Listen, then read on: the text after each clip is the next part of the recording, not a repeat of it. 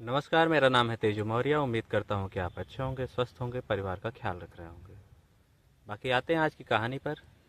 संदीप जयपुर में रहता था अपनी पत्नी के साथ। संदीप नेपाल का रहने वाला था। संदीप यहीं पर एक परिवार के यहाँ ड्राइवर की नौकरी करता था। बात है 13 दिसंबर की। संदीप के पास उसकी मालकिन का फ़ोन आता है रात में, और वो कहती है कल सुबह हमें दिल्ली के लिए निकलना है, सुबह तैयार होकर घर आ जाना, हम लोग जयपुर से दिल्ली निकल जाएंगे। संदीप तैयार होता है और वो दिल्ली के लिए निकल जाता है।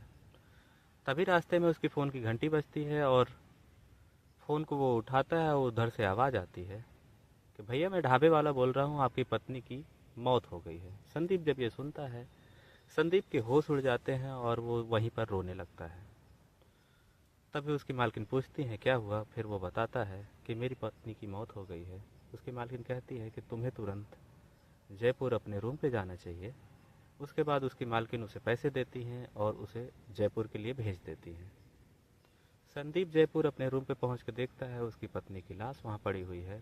संदीप रोने लगता है, बिलखने लगता है, चिल्लाने लगता है और कहता है कि सुबह जब मैं उठा था, हम दोनों ने चाय पिया था, बिस्किट खाए थे, और उसके बाद मैं दिल्ली के लिए निकल गया था।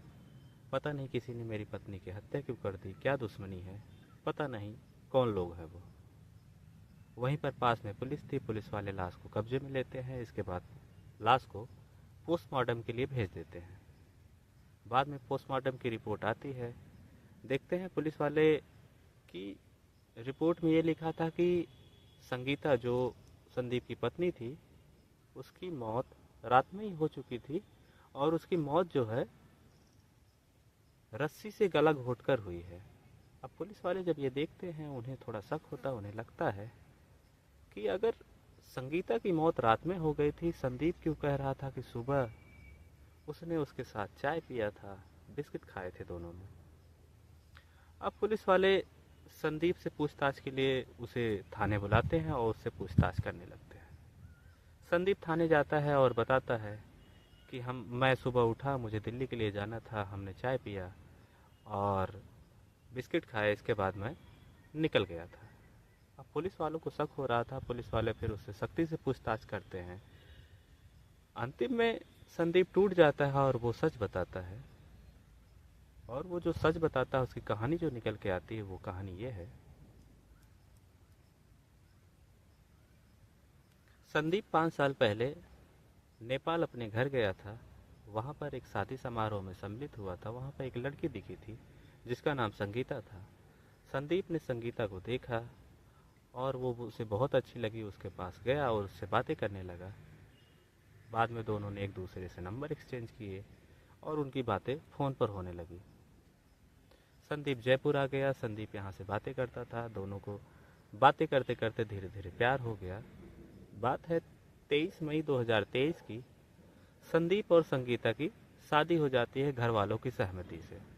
संगीता अब अपने ससुराल आ जाती है, नेपाल में ही रहने लगती है।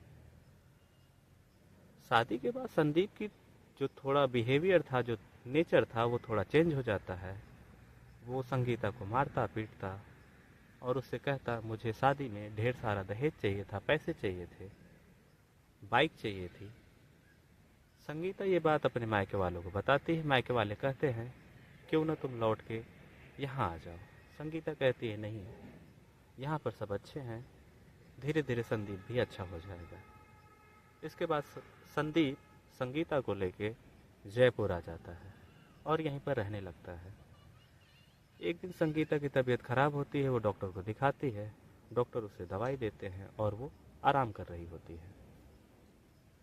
तभी रात में संदीप शराब पीकर घर पहुंचता है और संगीता से झगड़ने लगता है, हंगामा करने लगता है और कहता है मुझे शादी में ढेर सारा पैसा चाहिए था, सामान चाहिए था, दहेज चाहिए था, गाड़ी चाहिए थी, तुम लोगों ने कुछ भी नहीं दिया।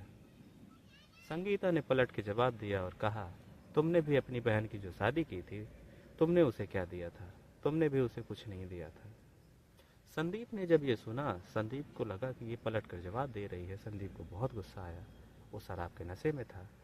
वो संदीप ने संगीता के पास गया, उसे मारने पीटने लगा और उसे बहुत बुरी तरह से मारा। और पास में ही उसकी जैकेट पड़ी थी, उसकी हुडी की उसने डोरी निकाली और संगीता के गले को कस दिया। बाद में देखा कि संगीता की मौत हो गई थी और वो वहीं पर बैठ गया।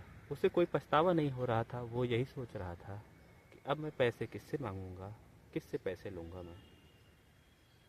इसके बाद अब सोचने लगता है कि इन सब से कैसे बचा जाए। उसने एक हत्या कर ही दी है।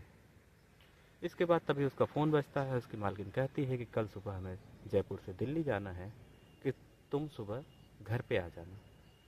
इसके बाद संदीप वहीं पर एक प्लान बनाता है और पास में ही अपनी पत्नी के लाश के साथ सो जाता है।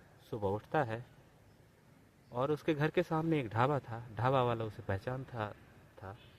संदीप ढाबे पे जाता है और कहता है, भैया मेरी पत्नी की तबीयत खराब है, उसे नाश्ता दे देना और उसे उठा भी देना। और ये कह के वो वहाँ से चला जाता है। ढाबा वाला जाता है बाद में नाश्ता लेकर, और वो नाश्ते को उसके घर में एक टेबल पर रखता है। और एक दूसरा कमरा था जिसका दरवाज़ा अंदर से बंद था, उसमें आवाज़ लगाता है। अंदर से कोई आवाज़ नहीं आती, ना ही दरवाज़ा खुलता है।